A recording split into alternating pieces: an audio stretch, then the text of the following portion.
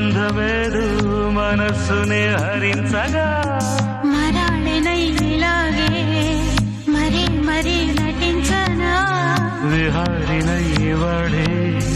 దివి భువి స్పృశించనా గ్రహములు పాడిన పల్లవికి జాబిలి ఊగెనులే కొమ్మలు తాకిన మరికే కోయిల పుట్టెనులే ఒక సౌఖ్యం తనువంతా చెలరేగే క్షణాలలో అందాలలో అహో మహోదయం భూలోకమే నవోదయం నీలాకాశం దిగి వచ్చే లోయలో ఊహాలోకం ఎదురొచ్చే హాయిలో నాలో సాగే ఏదో సరగమే అందాల